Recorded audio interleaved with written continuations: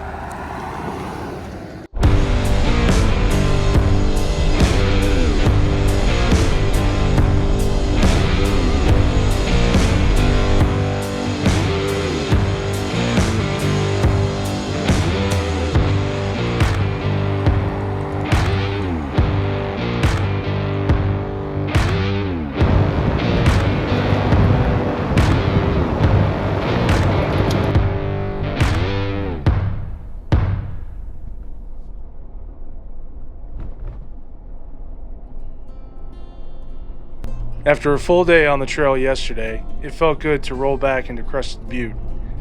We got our gas tanks filled and the Jeeps cleaned up, finally shedding the layer of grime that built up the previous 2 days. If you caught our last video, Gunnison County laid down mag chloride on Keebler Pass to control dust and shore up the road. It works, but when it's fresh, it's a nightmare, and the mud just clings to the Jeeps. Getting that mud off was a win. Clean trucks, full tanks, and fresh trails ahead, we were ready to get started.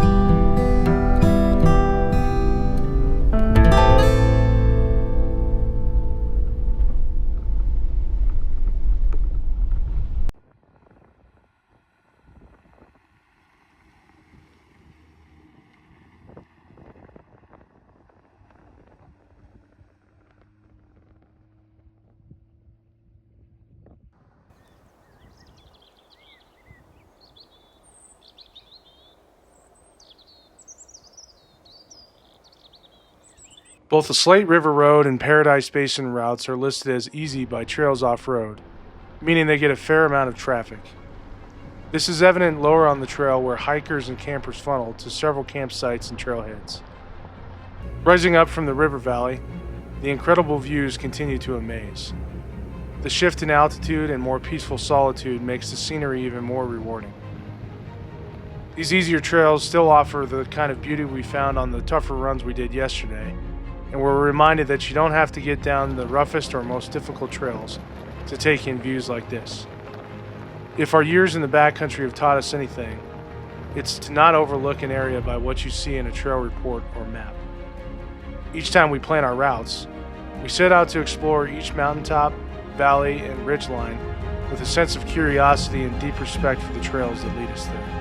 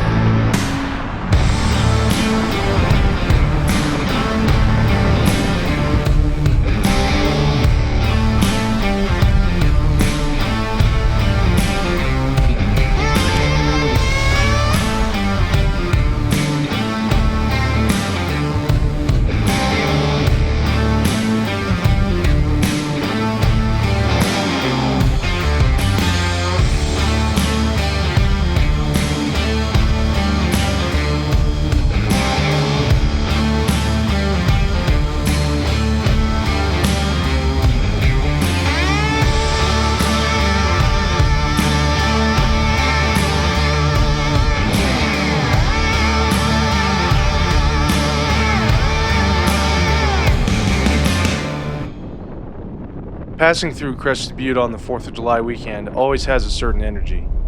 There's so much color in Crested Butte this time of year between the wildflowers and the city streets adorned with red, white, and blue decorations. All of it set against a backdrop of clouds building to the west. As we get back to camp, the mountains give us just enough time to throw a few casts on the water. It didn't take us long to realize the weather had other plans, so we packed up and headed back to camp. Still, any day fishing in the high country beats a good one sitting behind a desk.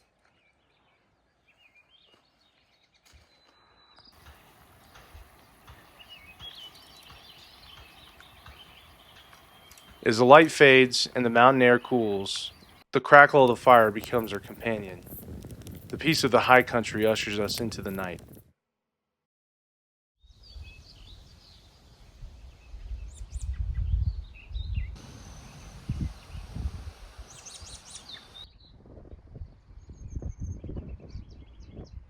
Clearer skies and warm sun greet us as we begin packing up camp. A gentle rain makes one last appearance, bringing with it the fresh scent of pine. We pause, soaking it in, and don't mind sticking around camp just a little bit longer.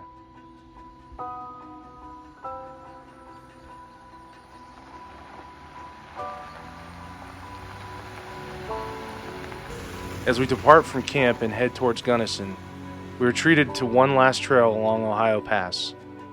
The flowing grasses in the fields and the mountain vistas in the distance are a welcome sight as we end this journey and make our way back home.